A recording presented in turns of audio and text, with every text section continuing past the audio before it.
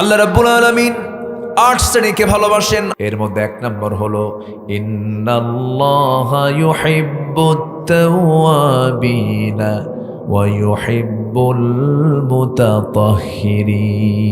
জোরে বলুন আল্লাহু আকবার। আল্লাহু আকবার। আল্লাহ রাব্বুল আলামিন ১ নম্বর তওবাকারীকে ভালোবাসেন, যারা তওবা করবে আল্লাহর কাছে। তওবা তো তারই করতে হবে যার গুনাহ আছে, যার গুনাহ নাই তার তওবা করার দরকার নাই। এই জায়গায় আমরা যারা বসে আছি কারো তো কোনো গুনাহ নাই। গুনাহ নাই এরকম লোক কে আছেন? হাত তোলেন। গুনাহ নাই? গুনাহ আছে? গুনাহ নাই তো? ও আচ্ছা, এই জন্য হাত তুলছেন। হাত নামান। বসেন। বোঝে নাই মনে হয়, আপনি বোঝেন নাই কথা। একজন শুধু তুললেন যে ওনার গুনাহ নাই। ফেরেশতাদের গুনাহ নাই, ফেরেশতাদের গুনাহ নাই, এই জন্য ফেরেশতার দাম কম, আমাদের দাম বেশি। কেউ কি সুবহানাল্লাহ বলবেন না? কথাটা খুব গ্রামাটিক্যাল, কিন্তু ফেরেশতাদের গুনাহ নাই এই জন্য তাদের দাম কম, আর আমাদের গুনাহ আছে এই জন্য আমাদের দাম বেশি। কি কথা কি প্যাঁচ মনে হচ্ছে না একটু? তাহলে গুনাহ করি আজকের থেকে নাকি এরকম কিছু নাকি? আবার একটা হাদিসে আসছে, একটু কান লাগাতে হবে কথাগুলো। এই কথাগুলো একটু ভুলের বুঝে কম বেশি হলে ভুল বুঝবেন। আবার হুজুর আবার এটা কি বলে গেল? একটা হাদিস আল্লাহ তাআলা নিজেই বলছেন, লাউ লাম তুযনিবু লাযহাবাল্লাহু বিকুম ওয়া লাজাআ বিকওমিন হাত্তা ইউযনিবুন। ও দুনিয়ার মানুষ, তোমরা যদি গুনাহ না করো, গুনাহ না যদি করতে পারো, তাহলে আমি তোমাদেরকে দুনিয়া থেকে মিটায় দেব, বের করে দিয়া। এমন কিছু বান্দাদেরকে আমি দুনিয়াতে পাঠাবো যে বান্দাগুলো গুনাহ করবে, চোখের পানি ফেলে ফেলে মাফ চাবে, তওবা করবে, আমি আল্লাহ তাকে মাফ করে দেব। তাহলে আজকে থেকে আমরা গুনাহ শুরু করি, ঠিক আছে না? হ্যাঁ, একটু কান লাগান, তাহলে বান্দার গুনাহ হবেই। বান্দার গুনাহ কি হবেই, এই জন্য আল্লাহ তাআলা বলছেন। কিন্তু বান্দা ইচ্ছা করে কোনো গুনাহ করা যাবে না। হঠাৎ করে তুমি কোনো গুনাহ করে ফেলেছ, চোখের পানি ফেলে ফেলে মাফ চেয়ে নাও, তওবা করো। তুমি কি জানো বান্দা, তোমার চোখের পানি ৭ সমুদ্রের পানি দিয়ে জাহান্নাম নিববে না, কিন্তু তোমার চোখের পানি শুধুমাত্র যদি আল্লাহর ভয়ে হয়ে থাকে, আল্লাহ রাব্বুল আলামিন ১ ফোঁটা চোখের পানি দিয়ে ৭টা জাহান্নাম নিভাইয়া দিবে। জোরে বলি সুবহানাল্লাহ। আমরা কাঁদবো কার কাছে? গুনাহ যদি নাই হয় কান্না আসবে? আসবে না তো। গুনাহ আছে বলেই তো কান্না আসবে। ফেরেশতা গুনাহ করবে কেমনে? ফেরেশতার তো গুনাহ করার যোগ্যতাই নাই। তার বউ নাই, বাচ্চা নাই, সংসার নাই, হালাল নাই, হারাম নাই, আয় রোজগার নাই, ঘুম নাই, ক্ষুধা নাই, কিচ্ছু নাই, খাওয়া দাওয়া লাগে না। অতএব তার গুনাহ হবে বাবা কেমনে? আমাদের সব কিছু আছে না নাই? আমাদের চোখ আছে, চোখের গুনাহ আছে, কিন্তু খারাপ কিছু দেখি না। কান আছে, কান দিয়ে খারাপ কিছু শুনি না। আল্লাহ তখন বলেন, বান্দারে তোর চোখ আছে, খারাপ না দেখে ভালো কিছু দেখিস, তোর কান আছে, খারাপ কিছু না শুনে ভালো কিছু শুনিস। এই জন্য আমি ফেরেশতার চাইতে তুই মানুষ, তোর দামটা আমি বাড়ায়া দিয়েছি। যেরকম সুবহানাল্লাহ। আমার ভাইয়েরা, আল্লাহ রাব্বুল আলামিন ১ নম্বর হলো তওবাকারীকে ভালোবাসেন। আল্লাহ রাব্বুল আলামিন তওবা যখন বান্দা করে, তওবা যদি কবুল হয়ে যায়, একটা আশার কথা শোনায় দেয়, আশার বাণী শোনায় দিচ্ছি। যদি কোনো বান্দার তওবা যদি কবুল হয়ে যায়, তার আগের জীবনে কোনো গুনাহ থাকে না। আত-তাইবু মিনায-যামবি কামান লা যামবা লাহু, সহিহ হাদিস। যার তওবা কবুল হবে তার আগে কোনো গুনাহ থাকবে না। আল্লাহ রাব্বুল আলামিন যখন কোরআনটা প্রথম নাজিল করেন, নাজিলের সময় আল্লাহ রাব্বুল আলামিন যখন রাসূলকে উপহার দিচ্ছেন আয়াতগুলো, নবীজি মুখস্থ করার জন্য বারবার চেষ্টা চালাচ্ছিলেন, বারবার জিহবা ওড়াচ্ছেন। আল্লাহ রাব্বুল আলামিন বলেন, লা তুহাররিক বিহি লিসানাকা লিতাআজালা বিহি। হে রাসূল, আপনি আপনার জিহবাকে বারবার ওড়াবেন না, আমি আল্লাহ নিজে আপনার সিনার মধ্যে ৩০ পারা কোরআন তুলে দেব। জোরে বলি সুবহানাল্লাহ। কি করি ভাব রাখার দরকার নেই। আমার ভাইরা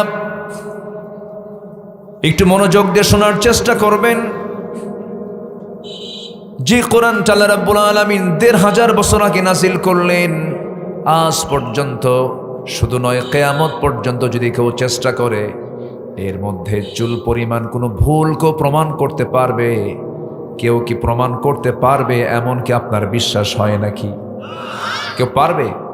কেউ পেরেছে? সম্ভব? কোরআন তার যিনি আকাশ বানিয়েছেন, কোরআন তার যিনি সূর্য বানিয়েছেন, কোরআন তার কাছ থেকে এসেছে যিনি ৭ সমুদ্রের মালিক। জোরে বলেন সুবহানাল্লাহ। আমি পৃথিবীর বহু দেশ সফর করেছি, অনেক মখলুক দেখেছি, অনেক সৃষ্টি বিচিত্রতা দেখেছি, সৌন্দর্য দেখেছি। আমার কাছে সবচাইতে আশ্চর্য মনে হয় হলো এই কোরআনকে। এর চাইতে আশ্চর্য কিতাব পৃথিবীতে আর দ্বিতীয়টা নাই। জোরে বলেন সুবহানাল্লাহ। এটা অত্যাশ্চর্য একটা কিতাব। আপনি কি চান এর মধ্যে? সব আছে, আল্লাহ কোনো কিছু বাদ রাখেননি। সম্মানিত ভাইয়েরা, সেই কালামে হাকিম থেকে কিছু কথা আমি বলতে চাচ্ছি। আমাকে সময় দেওয়া যাবে তো? এশার নামাজ যে হলো না, হবে তো? সবচেয়ে সময় কম না বেশি? কোন ওয়াক্তের নামাজের সময় বেশি বলেন? এশা। কোনো টেনশন নাই। আমি বলেছিলাম মাহফিল কর্তৃপক্ষের 2 জনকে বলেছিলাম যে আমি যখনই আসি এশার সালাতটা আমরা শেষে আদায় করব। আমি প্যারেড ময়দান চট্টগ্রামের যে মাহফিলটা হয়, আল্লামা সাইদ রাহেমাহুল্লাহ করতেন, এটা গত বছর আল্লাহ পাক আমাকে দিয়ে শুরু করেছেন। তো ওখানে একদম এশার নামাজ হয় 10টায় অথবা 9টায়, মানে মাহফিল শেষ, আলোচনা শেষ, এরপরেই এশার নামাজ সেখানে শুরু হয়ে যায়। তো যাই হোক, আজকে হয়তো একটু ভিন্নতার কারণে উনিও বুঝতে পারেন নাই, একটু মিসআন্ডারস্ট্যান্ডিং হয়েছে। মানুষ আসতেছে ধীরে ধীরে, এই মাঠ ভরে যাবে। জোরে বলি ইনশাআল্লাহ, জোরে বলি ইনশাআল্লাহ। নামাজ হবে তো না? এই কথাটা বলতে হবে একটু আমাকে। নামাজ হবে কিনা বলেন? নামাজ পড়বেন তো সবাই?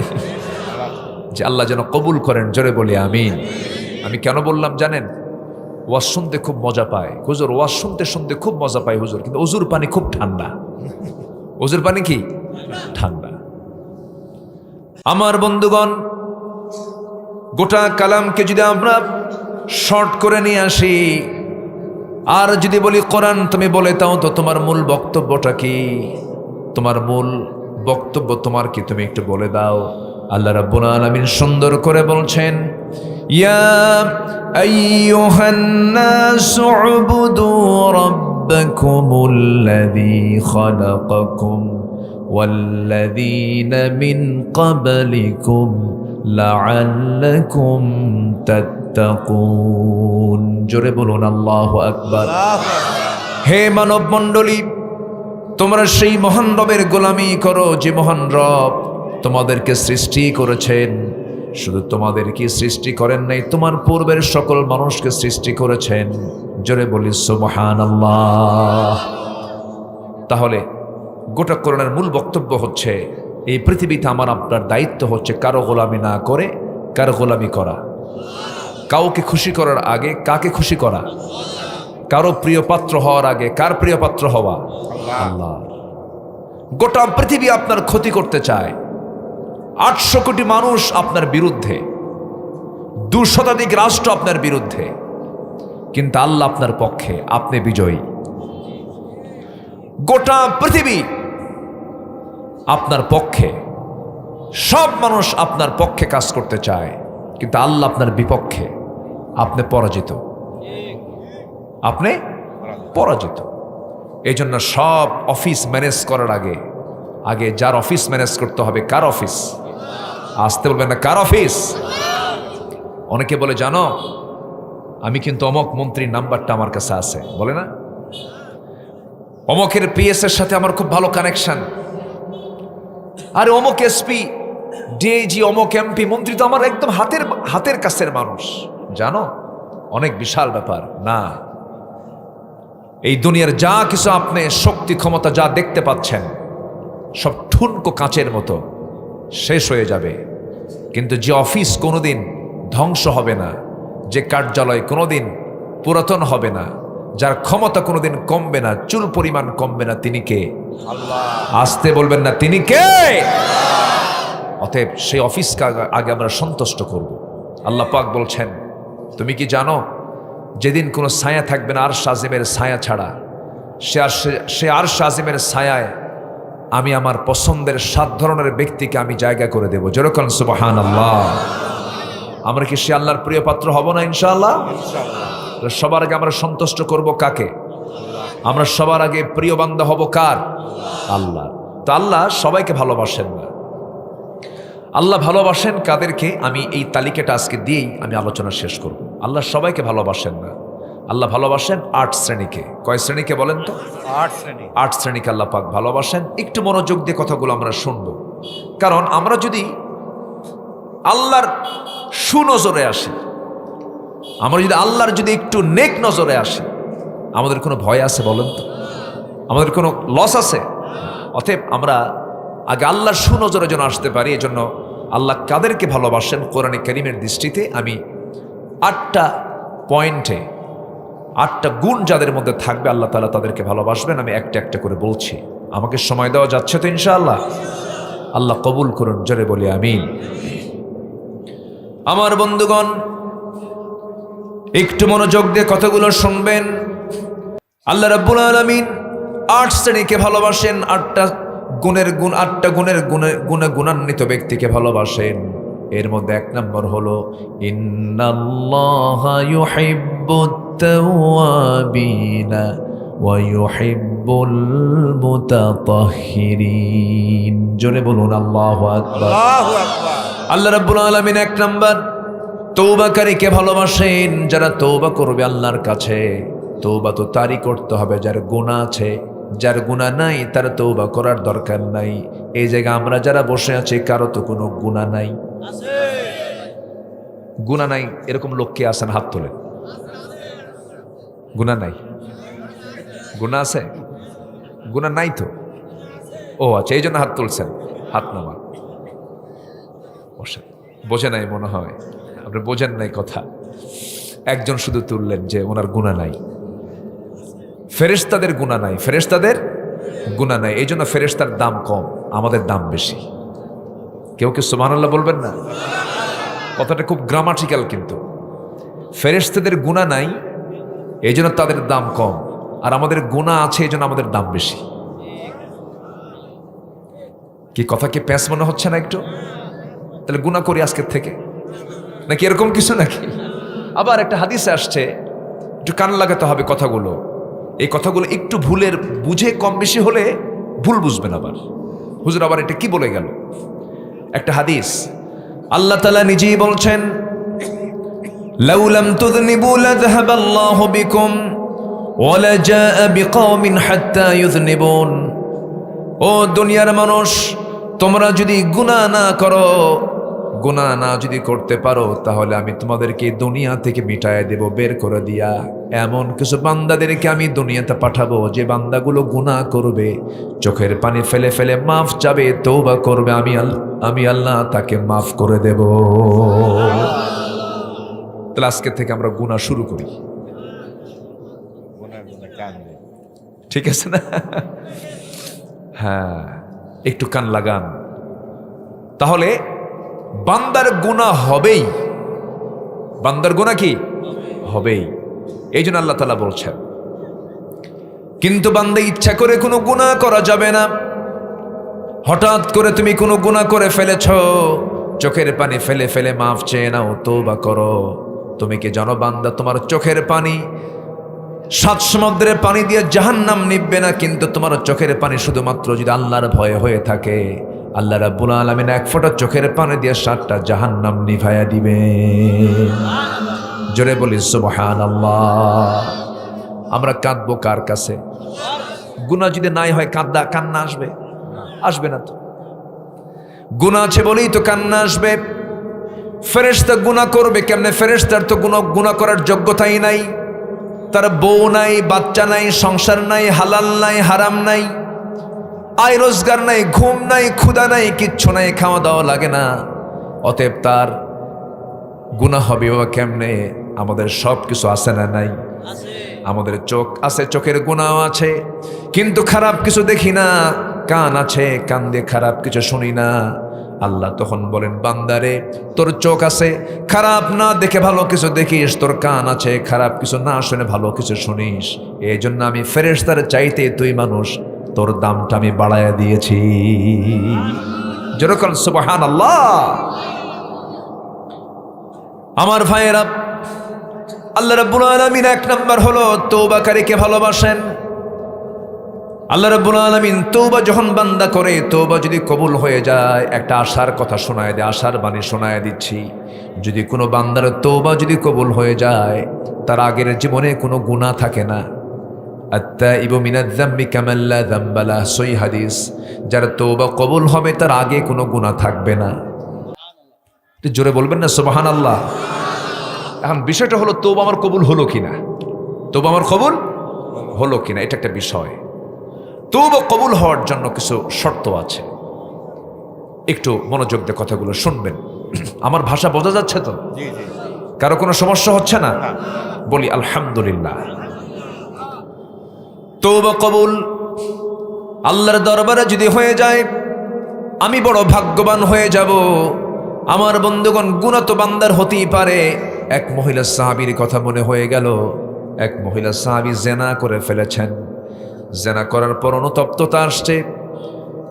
নবীর কাছে এসে বলছেন, ইয়া রাসূলুল্লাহ, আমি তো জেনা করে ফেলেছি।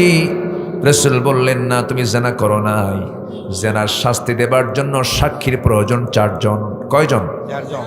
জেনার সাক্ষী লাগবে হলো 4 জন। কয়জন বলেন তো? 4 জন। কিন্তু ওই মহিলার কোনো সাক্ষী নাই, উনি একাই সাক্ষী। রাসূল বলছেন, না, তুমি জেনা করো নাই। মানে কি? রাসূল তাকে বাঁচাতে চাচ্ছেন, তুমি চলে যাও। মহিলা বলছে, ইয়া রাসূলুল্লাহ, আপনি আমাকে যতবার বলবেন আমি ততবার বলবো আমি জেনা করে ফেলেছি। আমার নবীজি বললেন, জেনা যে করেছো, জেনার ফলে পেটে বাচ্চা আসছে নাকি? হুজুর, বাচ্চা তো চলে আসছে। রাসূল বলছেন, কোনো কথা নাই, সন্তান ডেলিভারি না হওয়া পর্যন্ত তোমার উপর আইন কার্যকর করা যাবে না। মহিলা বলছেন, ইয়া রাসূলুল্লাহ, আমি যে বাঁচবো তার গ্যারান্টি কি? রাসূল বললেন, গ্যারান্টি আমি দেবো কেমনে? তবে আমি তোমার জন্য দোয়া করে দিচ্ছি, যাও চলে। মহিলা চলে গেলেন। সেজদায় পড়ে পড়ে কান্দেন, তওবা করেন, চোখের পানি ফেলে ফেলে যায় নামাজ ভিজায় ফেলেন। এক সময় চলে গেল 6টা মাস, 7টা মাস, 9টা মাস পার হলো। সন্তান ডেলিভারি হয়ে গেল। ডেলিভারি হওয়ার 2 দিন, 3 দিন, 4 দিন পরে নয়, মাত্র একটা দিন পর নবীর সামনে হাজির হয়ে বলছেন, হুজুর, সন্তান তো প্রসব হয়েছে, সন্তান ডেলিভারি হয়ে গেছে, আপনি আমার উপরে কার্যকর করে দেন আইনগুলো। আমি পৃথিবীতে শাস্তি নিয়ে যদি বিদায় হতে পারি, কিয়ামতের দিন আল্লাহ পাক আমাকে জান্নাতের কাতারে উঠায় নেবেন। আমি শাস্তি দুনিয়াতেই পেতে চাই। আমার রাসূল বলছেন, ও মহিলা, সন্তান যে ডেলিভারি হয়েছে, সন্তানটা জীবিত না মৃত? হুজুর, সন্তান তো জীবিত রেখে আসছি। রাসূল বলছেন, হাউলাইনি কামিলাইন, সন্তানকে তোমার অবশ্যই দুধ পান করাতে হবে, নচেত সন্তান মারা যাবে। মহিলা বলছে, হুজুর, এত লম্বা সময় কেমন করে করব যদি মরে যায়? রাসূল বলছেন, আমি তোমার জন্য দোয়া করে দিচ্ছি, চলে যাও। মহিলা চলে গেলেন, সন্তানকে দুধ পান করালেন। 6 মাসের মাথায় সন্তানকে টোটালি দুধ বন্ধ করে সন্তানটাকে কোলে করে নিয়ে অন্য খাবারের প্র্যাকটিস গড়ে তুলে নবীর কাছে এসে বলছে, হুজুর, সন্তান দুধ খাওয়া ছেড়ে দিয়েছে। সন্তানের আমার বুকের দুধের কোনো প্রয়োজন হবে না, সন্তান আমাকে ছাড়া এই পৃথিবীতে বাঁচতে পারবে। হুজুর, দয়া করে দেরি করবেন না, আপনি আমার উপর আজকার ফেরত দিবেন না, আইনটা কার্যকর করে দেন। এই যে সন্তান দেখেন, আমার নবীজি হাতটা আগায় দিলেন, সন্তানটা কোলে নিলেন। এরপরে বলছেন, সাহাবীরা, এই যে সন্তান আমার হাতে দেখতে পাচ্ছ, এই সন্তানের লালন পালনের দায়িত্ব যে বান্দা গ্রহণ করবে, আমি রাসূল এবং ওই ব্যক্তি জান্নাতের মধ্যে 2 নখের দূরত্ব অবস্থান করব। এই কথা বলার সঙ্গে সঙ্গে কয়েকজন সাহাবী দৌড় মেরে চলে আসলেন, একজনের কোলে সন্তানটা তুলে দিলেন। আমার রাসূল বলছেন, ও সাহাবীরা, উন্মুক্ত মরু প্রান্তরে মহিলাকে নিয়ে যাও, বুক পর্যন্ত পুঁতে রেখে পাথর মেরে শেষ করে দাও। বিধানটা কার? আসতে কবেন না, বিধানটা কার? আমি আল্লাহকে বেশি ভালোবাসি না আল্লাহ আমাকে বেশি ভালোবাসেন? বলেন না ভাই, বলেন, একটু বলেন। আমি আল্লাহকে বেশি ভালোবাসি, আল্লাহ আমাকে সে আল্লাহ বলছেন তাকে পাথর মেরে শেষ করে দাও। বুঝতে হবে কথাগুলো, কারণ জেনাটা এমন একটা গুনার নাম। জেনা মানে হলো ভাইরাস, জেনা মানে হলো নতুন রোগ সৃষ্টি হয়ে যাওয়া, জেনা মানে হলো সমাজে মহামারী আকার ধারণ করা। মাঝখান দিয়ে যে কোভিড-19 চলে গেল, করোনার যে ভাইরাসটা আমরা দেখেছি শুনেছি, মাঝখান থেকে এই তো মাস দেড়েক আগে শুক্রবারে ভূমিকম্প হলো। এই সমস্ত বিষয়গুলো বলুন তো রহমত না গজব? আজকে রহমত না গজব? গজব। 10:30টার দিকে ঢাকাতে ভূমিকম্প হলো। এখানে ভূমিকম্প হয়েছে কিনা জানি না, ওই দিনে হয়েছে, সব জায়গায় কম বেশি হয়েছে, কিন্তু ঢাকায় বেশি হয়েছে। ওই ভূমিকম্প যখন হলো, ওই ঢাকার ডিওএইচএস, বারিধারা, গুলশান, ধানমন্ডি, যত বড় বড় হাই সোসাইটির যে সমস্ত এলাকা ছিল, একটা বাড়িতে একটা লোকও ছিল না। ভূমিকম্প হওয়ার সঙ্গে সঙ্গে সব ঘর থেকে মারছে দৌড়, জুতা পায় না খালি পায়ে। কি খালি পায়ে? গায়ে কি কাপড় চোপড় ছিল না? গেঞ্জি আর লুঙ্গি, এতটুকুই তো ছিল। রাতের পোশাকটা পরেই নতুন পোশাকও পরতে পারে না, এই মারছে দৌড়। সব দৌড় মেরে সব ভিআইপি এলাকার ভিআইপি গুলো রাস্তায় নেমে হয়ে গেছে ভিআইপি ফকির। ভিআইপি কি ফকির? আল্লাহ পাক 11 সেকেন্ডে ভিআইপি ফকির বানায় দিলেন, সব দাঁড়ায় আছে। তাহলে এই যে বের হয়ে গেল, কার ভয়ে? কার ভয়ে? আল্লাহর ভয়ে। আল্লাহর ভয় বের হয়েছে নাকি? মরার ভয়, মরার ভয়। মরবো না। ইমানদার মরণকে কখনো ভয় পেতে পারে না, কারণ জান্নাতটা কি মরার আগে পাবো না পরে পাবো? তাহলে হিসাবটা জান্নাতের হিসাবে আমরা জান্নাত কখন পাচ্ছি? মরার আগে না মরার পরে? তাহলে মরাকে ভয় করলে কি জান্নাত পাওয়া যাবে? তাহলে আসল ঘর তো পড়ে আছে মরার পরে, তো মরা নিয়ে এত টেনশন কেন? বিষয়টা হচ্ছে এটা, মেন্টালি সেট আপ করতে হবে। আমার স্থায়ী আবাসনটা কোথায়, এটাকে আমাকে মাথায় নিতে হবে, তাহলে সব ঠিক হয়। আমার স্থায়ী আবাসন দুনিয়া না জান্নাত? আচ্ছা, দুনিয়া না জান্নাত? এখানে জাহান্নামে যেতে চান কে? হাত তোলেন। কেউ আছেন? জাহান্নামে যাবেন কেউ আছেন? না। জাহান্নামে যাওয়ার লোক কিন্তু একটাও নাই, কিন্তু নামাজ পড়ার লোকও খুঁজে পাওয়া যায় না। আচ্ছা বলুন তো, কল্লা না কাল্লা গাড়ি কাম সারছে, কাল্লাই গাড়ে না, গাড়িতে কাল্লা পাওয়া গেছিল এই জন্য। ও, গাড়িতে কাল্লা পাওয়া গেছে এই জন্য। তাহলে আপনি গাড়েন টারেন না কিছু তো নাকি? আচ্ছা ঠিক আছে, মাশাআল্লাহ, ভালো।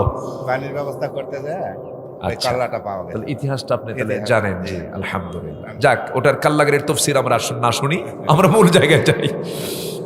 আচ্ছা, কাল্লা গাড়ির মসজিদের ফজরের মুসল্লি, ভালো। আমি অনেক খুশি হয়েছি যে ফজর এবং এশার জামাতে আপনাদের সবচেয়ে মুসল্লি বেশি হয়, এটা ভালো। আমি এটা একটা দৃষ্টান্ত পেলাম। কিন্তু গোটা দেশের জরিপ যদি আপনি করেন, সবচেয়ে কম মুসল্লি কোন ওয়াক্তে? ফজরে। মানুষ বেশি থাকে কোন ওয়াক্তে বাড়িতে? ফজরে। ফজরই বেশি থাকে মানুষ বাড়িতে, ঘুমায়। আমার বন্ধুগণ, এই সমস্ত চিন্তা তো মানুষের মরার চিন্তা নয়। 10:30টার দিকে ভূমিকম্পর ভয়ে মরা থেকে বাঁচার জন্য মারল দৌড়, কিন্তু মরা থেকে বাঁচার জন্য তার দৌড় মারা লাগতো না যদি ফজরের সময় আল্লাহর ভয়ে সে যদি মসজিদের দিকে চলে যেত। এই যে নতুন নতুন রোগ হচ্ছে, এগুলো অবাধ বিচরণ জেনার জন্য হচ্ছে। আমার ভাইয়েরা, ওই মহিলার ব্যাপারে রাসূল যে সিদ্ধান্ত নিলেন, এটা তো আমার নবীর সিদ্ধান্ত নয়, এটা হচ্ছে আমার আল্লাহ তাআলার সিদ্ধান্ত। তাকে পাথর মেরে শেষ করে দাও। লোকজন সব ডাকা হলো, লোকজনের সামনে গোটা এলাকাকে জানায় দিয়া মহিলাকে যখন রাসূল বলছেন মহিলাকে নিয়ে যাও উন্মুক্ত মরু প্রান্তরে, বুক পর্যন্ত পুঁতে রেখে তাকে পাথর মেরে শেষ করে দাও। যখন পাথর মারা হচ্ছিল এমন সময় সাইয়েদনা আলী তাদের মাঝে ছিলেন, তিনি পাথর মারতেছিলেন। রাসূলকে বলছেন, হুজুর আমি যখন তাকে পাথর মারছিলাম তার শরীর থেকে ফিঙ্কি দিয়ে কয়েক ফোঁটা নাপাক রক্ত আমার গায়ে এসে লাগছিল, আমার হাতে এসে লাগছিল। রাসূল বলছেন, আলী তুমি কোন মহিলার রক্তকে নাপাক রক্ত বলো? তুমি কি জানো ওই মহিলার রক্ত জমিনে স্পর্শ করার পূর্বে মহান রব্বুল আলামিন তাকে জান্নাতের মেহমান বানায় নিয়েছে।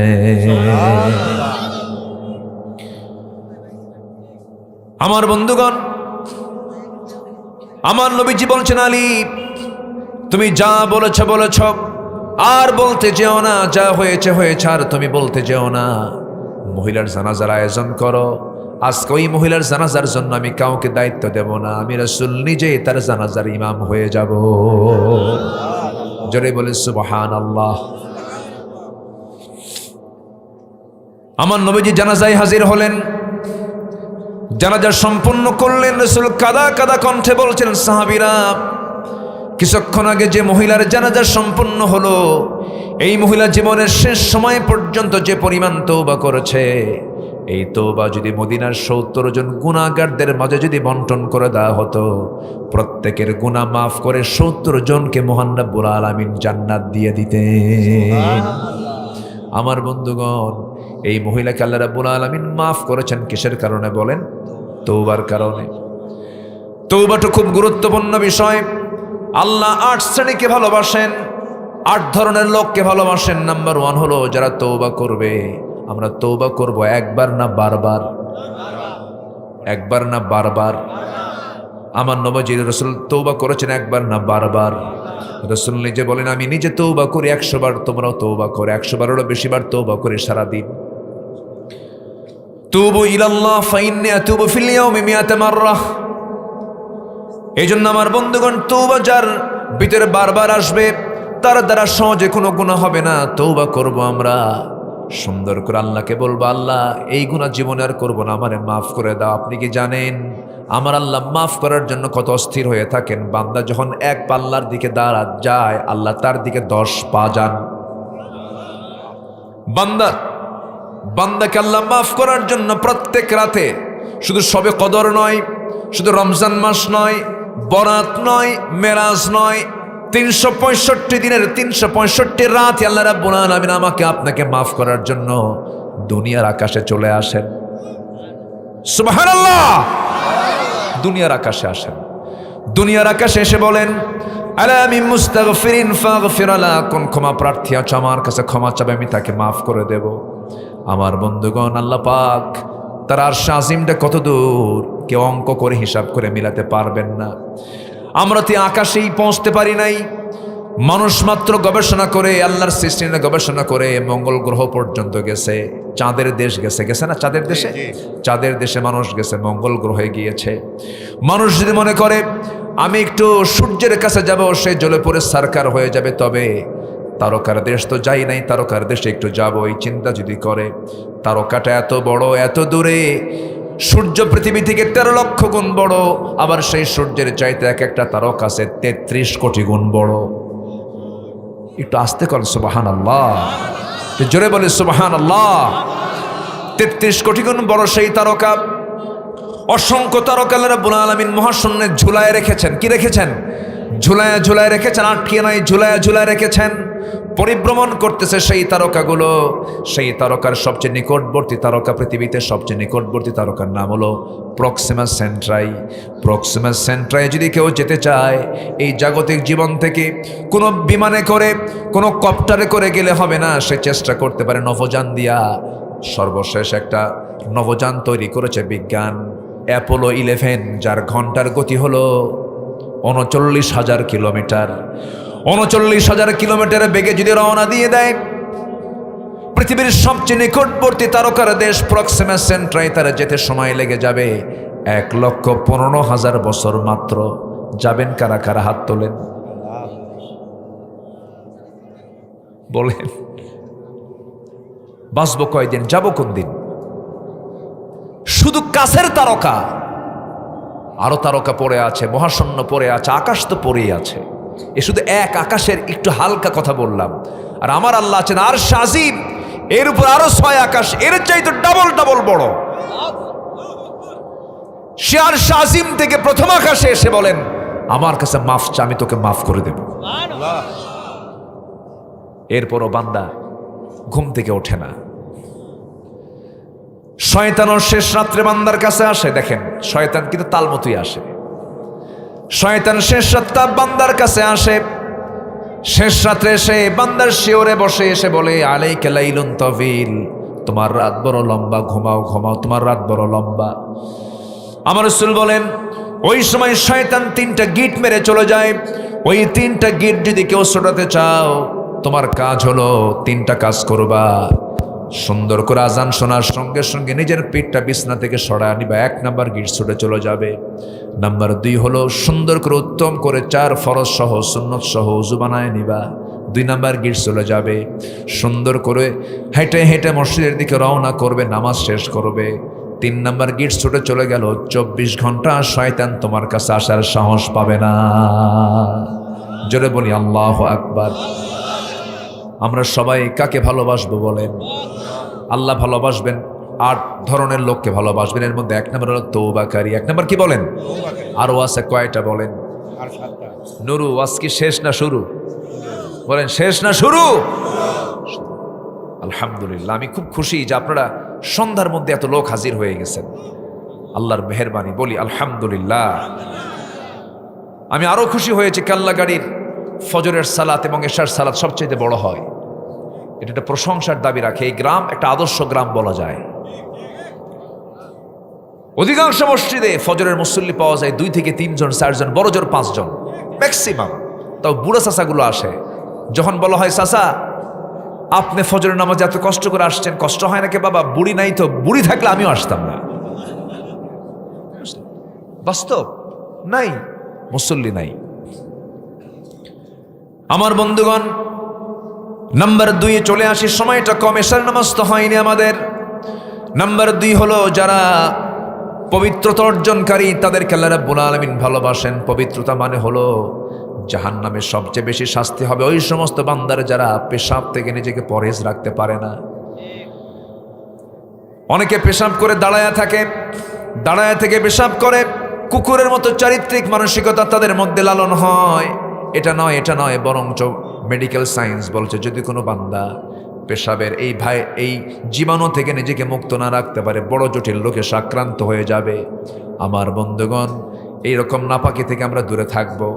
এরপরে ফরজ গোসলের বিষয়টা অত্যন্ত গুরুত্বপূর্ণ। ফরজ গোসল বিলম্বে না তাড়াতাড়ি? আজ থেকে বিলম্বে না তাড়াতাড়ি? তাড়াতাড়ি। আমার বন্ধুগণ, কারণ এখানে এমন একজন ব্যক্তি বলতে পারবেন, কি বলেন তো, আমি অমুক দিন মারা যাচ্ছি, বলেন কে বলতে পারবেন? আমি অমুক সময় মারা যাচ্ছি, কেউ কে বলতে পারবেন? যেহেতু মারা যাওয়ার কোনো নিশ্চয়তা নাই কখন মরে যাব, অতএব আমাকে আপনাকে প্রিপারেশন নেওয়ার দরকার আছে না নাই? সাইয়েদনা বেলাল রাদিয়াল্লাহু তাআলা আনহু দুনিয়াতে বসে আছেন, আমার নবীজি জান্নাত, আল্লাহ পাক তাকে জান্নাত দেখালেন। জান্নাতের মধ্যে সাইয়েদনা বেলালের কণ্ঠ তার কানে আসলো। আমার নবীজি এসে বলছেন, বেলাল তোমাকে রেখে গেলাম দুনিয়াতে, কিন্তু তোমার আওয়াজটা পেলাম জান্নাতে। ঘটনা কি বলো? সাইয়েদনা বেলাল বলছেন, হুজুর আমার ব্যক্তিগত আমলের মধ্যে একটা আমল হলো, আমার যখন অজু চলে যায় সঙ্গে সঙ্গে অজু বানায় নেই, আর সঙ্গে সঙ্গে 2 রাকাত নফল নামাজ পড়ে নেই। এই জন্য মালাকুল মউত যখন তখন আসতে পারে। এই জন্য সর্বক্ষণ আমরা কিসের উপরে থাকবো বলেন? অজুর উপরে। বলেন কিসের উপরে? বলেন। এটা একটা গুরুত্বপূর্ণ একটা আমল শেখায় দিলাম, অজুর উপরে থাকবো আমরা। অজু নিয়ে আমরা টিকে থাকার চেষ্টা করব। দেখবেন মুখ থেকে ফাহিশা কথা আসবে না, নোংরা ভাষা প্রয়োগ হবে না, নোংরা কোনো শব্দ চয়ন হবে না। অজুর উপর আমরা টিকে থাকার চেষ্টা করবো। আল্লাহ কবুল করুন, জোরে বলেন আমিন। এটা গেল হলো শারীরিক পবিত্রতা। আরেকটা হচ্ছে ইমানি পবিত্রতা, হলো ইন্নামাল মুশরিকুনা নাজাসুন। মুশরিকরা কি? নাপাক। মুশরিকরা কি বলেন? নাপাক। যারা মক্কা গেছেন তো? যান নাই এখন? আল্লাহ যাওয়ার তৌফিক দান করেন। আপনি গেছেন? গেল কি? আপনি গেছেন তো না? মক্কায় গেছেন না? মক্কা, মক্কা মদিনায় গেছেন তো? মাশাআল্লাহ। আপনারা গেছেন না? অনেকে গেছেন তো? মাশাআল্লাহ, আলহামদুলিল্লাহ। জি মাশাআল্লাহ। এই মক্কায় যারা গিয়েছেন, মক্কা এরিয়া একটা আছে হুদুদে মক্কা। ওই মক্কা এরিয়ার মধ্যে ডোনাল্ড ট্রাম্পও ঢুকতে পারবে না, নরেন্দ্র মোদীও ঢুকতে পারবে না, যতই পাওয়ারফুল নেতা হোক না কেন, যত পৃথিবীর ক্ষমতাধর লোক হোক না কেন, ওই মক্কার এরিয়ার মধ্যে ঢুকতে পারবে না। কারণ আল্লাহ বলছেন ইন্নামাল মুশরিকুনা নাজাসুন, মুশরিকরা হলো নাপাক। মুশরিকরা কি?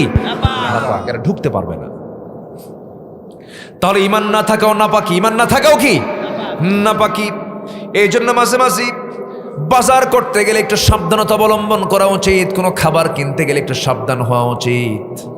আমি একটু ইশারায় বলে দিলাম, কি কথা কি বুঝতেছেন আপনারা? বুঝতেছেন কি আপনারা? সাবধানতা অবলম্বন করা উচিত, বিশেষ করে খাবারে। আপনি বিজনেস করছেন সমস্যা নাই, এরপরে আপনি কারবার করছেন সমস্যা নাই। আমার হিন্দু ভাইরা, খ্রিস্টান ভাইরা যারা আছেন তারা আমাদের শত্রু নন, কিন্তু ইমানের ক্ষেত্রে আমাদের অবশ্যই সংরক্ষণ থাকার দরকার আছে না নাই? আসতে বলবেন না, আছে না নাই? সাইয়েদনা আবু বকর সিদ্দিক রাদিয়াল্লাহু তাআলা আনহু একদিন ক্ষুধার্ত দেহ নিয়ে বাড়িতে আসলেন। স্ত্রীকে ডাক দিয়ে বলছেন, স্ত্রী আমার প্রচন্ড ক্ষুধা লেগেছে। সঙ্গে সঙ্গে তার সামনে একটা খাবার দেওয়া হলো। তিনি খাবারটা খাওয়ার পর সন্দেহ হলো, স্ত্রীকে বলছেন, স্ত্রী বলো তো এই খাবারটা তুমি কোন জায়গা থেকে পেয়েছো? অমুক জায়গা থেকে খাবারটা আসছে। ওনার সন্দেহ লাগলো হারাম খাবার এটা। সঙ্গে সঙ্গে 5টা নখ মুখের মধ্যে ঢুকায় দিয়ে সমস্ত খাবারগুলো বাইরে বের করে বলছেন, আমার স্ত্রী, যে দেহটা হারাম খাবার দিয়ে গঠিত, সেই দেহের রক্ত দিয়ে নামাজ পড়লে নামাজ কবুল হবে না।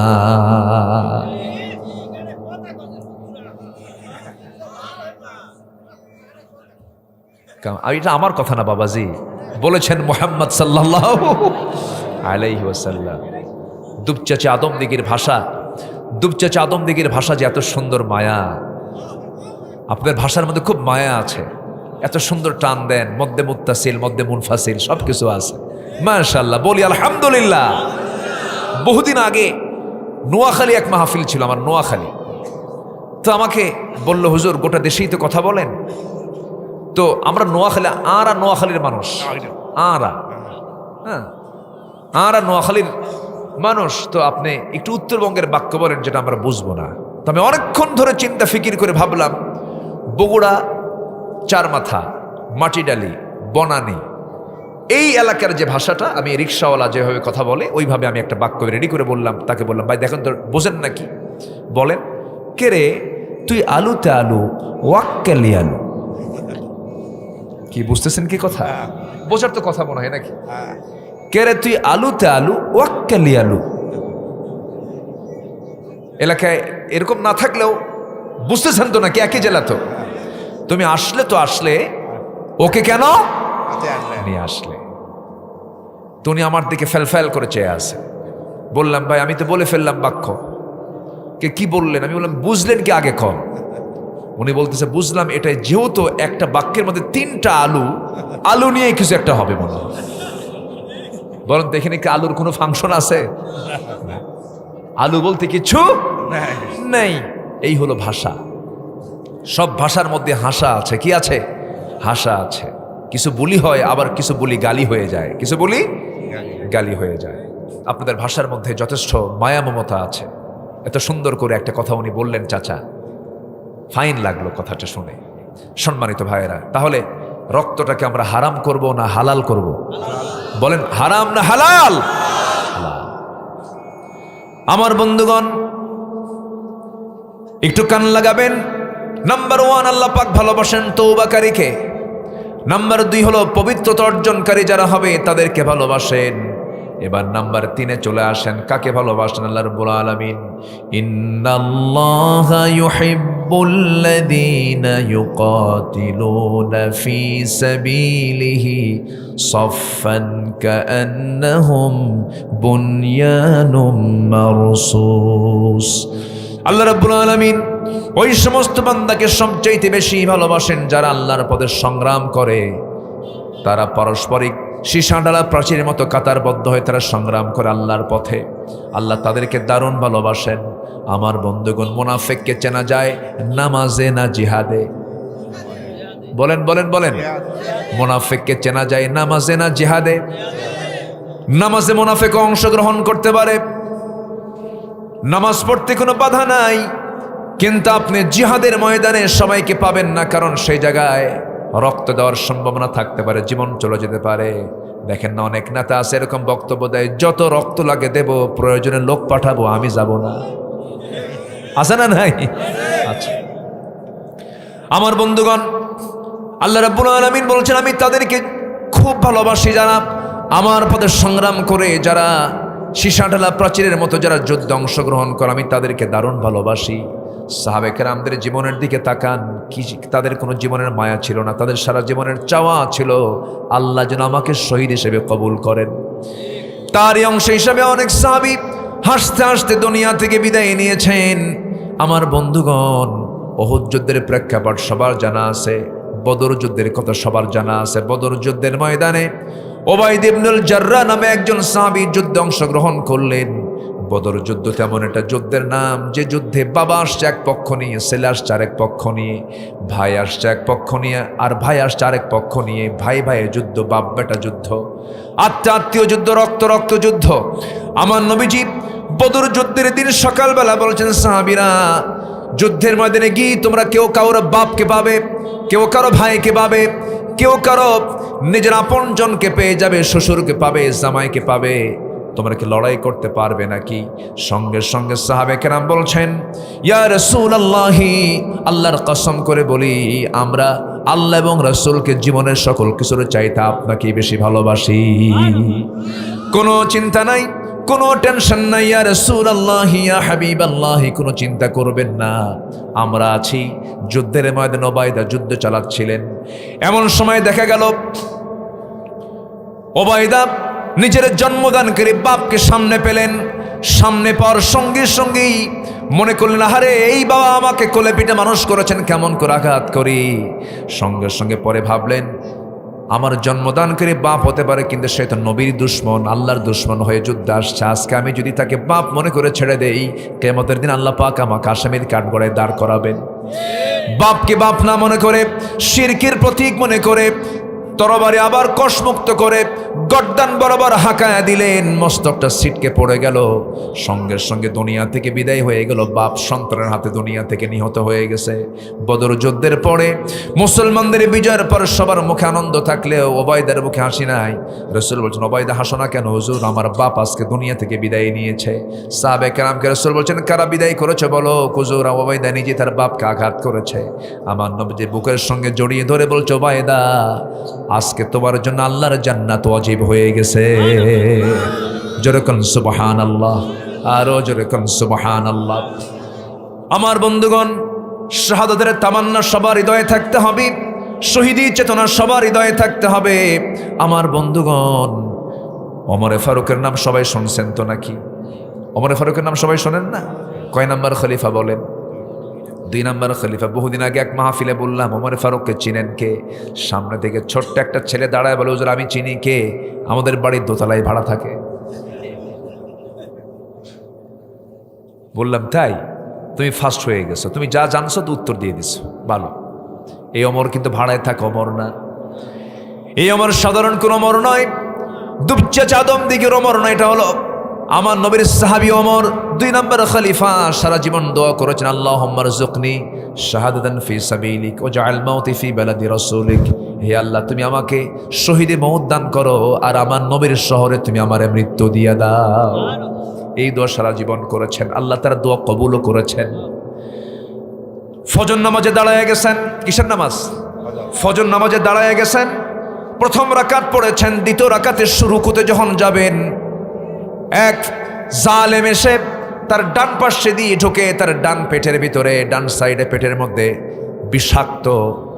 বিষাক্ত ছুরি ঢুকায় দিয়েছে। রক্তাক্ত হয়ে পড়লেন, তবুও তিনি কাতর হন নাই। ওই অবস্থায় তিনি সেজদায় যখন যাচ্ছিলেন, আবার সেই চাকুটা বের করে, বিষাক্ত চাকুটা তল পেটে মেরে দিয়েছে। তল পেটে মারার সঙ্গে সঙ্গে পেটের কিছু অংশ নাড়িভুড়ি বাইরে বের হয়ে আসছে।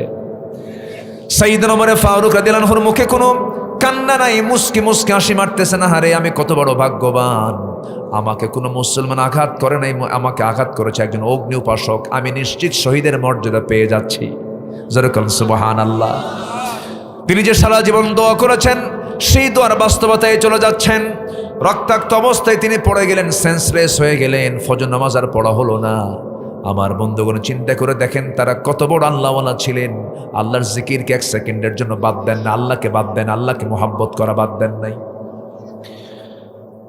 সেন্স যখন ফিরে আসলো, সেন্স ফিরে আসার সঙ্গে সঙ্গেই ছেলে আব্দুল্লাহকে ডাক দিয়ে বলছে, আব্দুল্লাহ এদিকে আয়, আমার জন্য একটু পানি আনো তো। ছেলে ভাবছে মনে হয় আমার আব্বা পানির জন্য ছটফট করছেন, পানি নিয়ে আসছে পান করার জন্য। তিনি বলছেন, তুমি কিসের পানি আমাকে দিতে চাও? আমার তো ফজর নামাজ হয় নাই। সুবহানাল্লাহ বলুন না। আমার কি নামাজ হয় নাই? ফজর নামাজটা হয় নাই। নারী ভুরি বের হয়ে গেছে কিন্তু ফজর নামাজ হয় নাই। কি পেরেশানি! কার ভালোবাসা! আজ থেকে মানে কার ভালোবাসা? আমরা আল্লাহর সঙ্গে কথা বলবো কিসে দাঁড়ায়া? যত কথা বলবো কিসে দাঁড়ায়া বলেন? নামাজে দাঁড়ায়া। নামাজে দাঁড়ায় গেছেন সাইয়েদনা ওমর ফারুক। পারলেন না, ভুঁড়িগুলো বের হয়ে যাচ্ছে, বসে পড়লেন। বসে পড়ে ইশারা করে ওযু বানায় নামাজটা পড়লেন। এবার বলছেন, আব্দুল্লাহ কান্দো কেন? তোমার বাবার নাকের মধ্যে জান্নাতের ঘ্রাণ তোমার বাবা পেয়ে গেছে। আমি দুনিয়া থেকে বিদায় নিতেছি। এবার বললেন, ও আব্দুল্লাহ, এই লোকটাকে ডাক্তার কি করবে? চিকিৎসা করবে, আসো। চিকিৎসককে সামনে বসায় দিলেন, চিকিৎসা করো। তার সামনে এক গ্লাস দুধের গ্লাস দেওয়া হলো। দুধের গ্লাসটা হাতের মধ্যে নিলেন, বিসমিল্লাহ বলে তিনি পান করলেন। কিন্তু পেটের মধ্যে দুধ থাকলো না, সব নাড়ি ভুড়ি দিয়ে নিচ দিয়ে বের হয়ে গেল। ডাক্তার জিব্বায় কামড় মেরে ইন্নালিল্লাহ বলে বলতেছে, ডাক্তার বলছে হলো না, রোগী বাঁচবে না। ওমর ফারুক খুশি হয়ে বলছেন, ও ডাক্তার, আমিও জানি আমি বাঁচবো না, কারণ নাকের মধ্যে ঘ্রাণ পাচ্ছি। তুমি চলে যাও। ডাক্তারকে ফেরত দিয়ে দিলেন। ডাক্তার হেঁটে যায়। এবার তার হাঁটা দেখতেছেন ওমর ফারুক, দেখেন তার পাজামাটা গিরার নিচে চলে গেছে। এবার ডাকতেছেন, এই ডাক্তার এইদিকে আসো, তুমি আমাকে চিকিৎসা করতে আসছো, তুমি কি জাহান্নাম যেতে চাও নাকি? না, তোমার পাজামার কাপড় কেন গিরার নিচে? আল্লাহ তাআলা কিয়ামতের দিন ওই বান্দার দিকে তাকাবেন না যে বান্দার পাজামার কাপড়টা গিরার নিচে থেকে যায়। আল্লাহু আকবার বলেন। কি আখিরাতের চিন্তা তাদের মধ্যে ছিল! তাদের চিন্তাই হলো জান্নাত কেমনে পাবো। আল্লাহু আকবার। এবার বলছেন, আব্দুল্লাহ, মরার সময় তোমার হয়ে গেছে, আমাকে কোথায় দাফন করবা জানি না, কিন্তু আমার বড় শখ আব্দুল্লাহ রে, আমার নবীর পাশে যেন আমি ঘুমাতে পারি। কিন্তু জায়গা তো আয়েশার। আম্মা জান আয়েশার জায়গা আমি কেমন করে যাব? আয়েশা তো সে জায়গায় ঘুমাতে চায়। আমি তো রক্তাক্ত অবস্থায় পড়ে থাকলাম, দুনিয়া থেকে বিদায় নেবা। আব্দুল্লাহ, তুমি আমার হয়ে একটু যাও তো, শেষবারের মতো একটু আম্মা জান আয়েশাকে বলো, আমার সালাম জানায় বলো, আমি তার কাছ থেকে জায়গাটা ভিক্ষা চাই, জায়গাটা যেন আমাকে দেয়, আমি নবীর সঙ্গে ঘুমাতে চাই। যে বলতেছে, আমি আমিরুল মুমিনিন আমাকে পাঠিয়েছেন, আব্বা যেন আমাকে পাঠিয়েছেন। যদি আপনি আপনার জায়গাটা দিতেন, আমার আব্বা খুব প্রশান্তি পেতেন। তার বন্ধু আবু বকর নবীর পাশে ঘুমাচ্ছেন, সেই বন্ধুর পাশে আমার আব্বা ওমর ফারুক ঘুমাতে চান। আম্মা জান আয়েশা সিদ্দিকা কেঁদে কেঁদে বলছেন, ও আব্দুল্লাহ ইবনে ওমর, ওমরের মতো মানুষ অর্ধ দুনিয়ার শাসন করতে এমন একজন দামি মানুষ আমার কাছে একটা জিনিস দাবি করছে, আমি কেমন কৃপণ হতে পারি নাকি? আমি আমার জায়গাটা আমি ওমরে ফারুককে দান করে দিলাম। নবীর পাশে কয়জন শুয়ে আছে? দুইজন। একজন আবু বকর, আরেকজনকে বলেন ওমরে ফারুক রাদিয়াল্লাহু তাআলা আনহু। আল্লাহ পাক সবাইকে যাওয়ার তৌফিক দান করুন। মাস তিনেক আগে সর্বশেষ গিয়েছিলাম। আমার রাসূল বলেছেন, মা বাইনা বাইতি ওয়া মিম্বারি রাওদাতুম মিন রিয়াদিল জান্নাহ। আমার ঘর এবং আমার কবর, আমার ঘর এবং আমার মিম্বার, এর মাঝের যে অংশটুকু, এটা হলো জান্নাতের টুকরা। সুবহানাল্লাহ বলেন। কিসের টুকরা বলেন? জান্নাতের টুকরা। রাসূল এটাকে জান্নাতের টুকরা বলেছেন। ওই জায়গায় সবাই যেতে চায়, পৃথিবীর সব মানুষ যেতে চায়। আমি রাত 3টার দিকে রওনা করলাম, ভিতরে ঢুকে পড়লাম। ভিতরে ঢুকে বেশিক্ষণ থাকতে দেয় না, 10 মিনিট বড় জোর বের করে দেয়। সুরা যাও যাও যাও, খালি ঠেলে বের হয়ে যাও। আমি ভিতরে ঢুকি, লক্ষ্য করে দেখলাম আমার দেশের কিছু প্রবাসী ওই দেশে চাকরি বাকরি করে নাজাফা পরিচ্ছন্ন কর্মী। আমাকে দেখেই 8 থেকে 10 জন দৌড় মেরে আমার কাছে জড়ায় ধরলো, হুজুর আপনি আসছেন, মক্কায় মদিনায় আসছেন। খুব খুশি হলাম। বললাম, খুশি তো হয়েছো, ভালো কথা। আমার একটা কাম করো। কি? আমি একটু ফজর পর্যন্ত এই জায়গায় থাকতে চাই, আমার একটা টাইম বাড়ায়া দাও। ওই জায়গায় দায়িত্বশীল একজন থাকে, প্রশাসনিক কর্মকর্তা। ওই প্রশাসনিক কর্মকর্তার কাছে এই প্রবাসী লোকগুলো চলে গেছে। যে বলতেছে, এমন বলছে, আমি তো এমন কিছু না, আমার ব্যাপারে এমন পাম মারছে। আমার দেশের মানুষ কিছু না পারলেও অন্তত তেল মারতে পারে। ঠিক আছে না? এমন তেল মারছে, প্রশাসনিক কর্মকর্তা দৌড় মেরে এসে আমাকে বলে, হুজুর চলেন প্রথম কাতারে বসেন। আলহামদুলিল্লাহ, আমাকে টেনে নিয়ে গিয়ে রাউদাতুম মিন রিয়াদিল জান্নাহ, নবীর কবরের পাশেই প্রথম যে কাতারের প্রথম যে বসার জায়গা, সেখানে আমাকে বসায় দিল। আমার বাম পাশে 3 হাত থেকে 4 হাত দূরেই আমার নবীর কবর, রাসূল শুয়ে আছেন। ডান পাশে তাকায় দেখে আমার নবীর মসজিদের মেম্বার ঠিক মাঝখানে বসা। আমি যখন বসে আছি, আল্লাহর কসম করে বলি, আমার নাকের ডগায় যেন এসে নবীজির গায়ের ঘ্রাণ যেন আমার নাকে আঘাত করছে।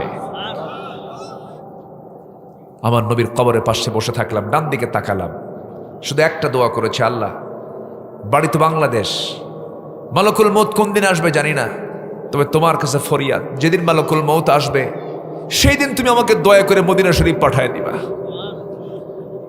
মরণটা যেন মদিনায় হয়। এই দোয়াটা আমি 1 নাম্বার করেছি। ভাইরে, আল্লাহর ভালোবাসা, নবীর ভালোবাসা ছাড়া পৃথিবীতে আর কিছু আছে বলেন তো? আসতে কেমন না আছে? সব মরে যাওয়ার সঙ্গে সঙ্গে ডিলেট, ওয়াল ডিলেট। ওয়াল কি? ডিলেট, কিচ্ছু থাকবে না, অল ইরেজ, সব শেষ। শুধু ব্যাকে থাকবে কার ভালোবাসা? আর সাথে হলো মুহাম্মদ সাল্লাল্লাহু আলাইহি ওয়াসাল্লামের ভালোবাসা। আল্লাহ এমন মোহাব্বত করার তৌফিক সবাইকে দান করুন, জোরে বলি আমিন। নাম্বার 4, সমস্যা নেই, নাম্বার 4, যারা আল্লাহর প্রতি ভরসা রাখবে আল্লাহ তাদেরকে ভালোবাসবেন। আমাদের শেষ ভরসা কে বলেন তো? ইন্নাল্লাহা ইউহিব্বুল মুতাওয়াক্কিলিন। নাম্বার 5 হলো যারা ইহসানকারী, যারা দয়া দেখাবে আল্লাহ পাক তাদেরকে ভালোবাসবেন। নাম্বার 6 হলো যারা ন্যায়পরায়ণ, ন্যায় বিচারে যারা করবে তাদেরকে আল্লাহ পাক ভালোবাসেন। ইন্নাল্লাহা ইউহিব্বুল মুকসিতিন। নাম্বার 7 হলো যারা মুত্তাকি হবে আল্লাহ রাব্বুল আলামিন তাদেরকে ভালোবাসেন। আল্লাহ রাব্বুল আলামিন বলছেন, ফাস্তাকিমু লাহুম ইন্নাল্লাহা ইউহিব্বুল মুত্তাকিন। জোরে বলুন আল্লাহু আকবার। সর্বশেষ নাম্বার 8 হলো আল্লাহ রাব্বুল আলামিন সেই বান্দাকে ভালোবাসেন যারা ধৈর্যের উপরে টিকে থাকে, ধৈর্যশীল যারা, আল্লাহ পাক তাদেরকে দারুণ ভালোবাসেন।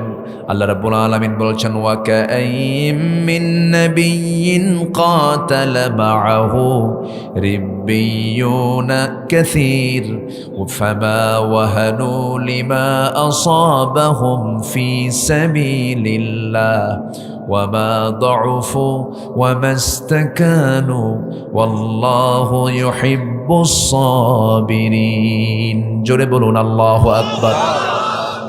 আল্লাহ রাব্বুল আলামিন ধৈর্যশীলদেরকে দারুণ ভালোবাসেন।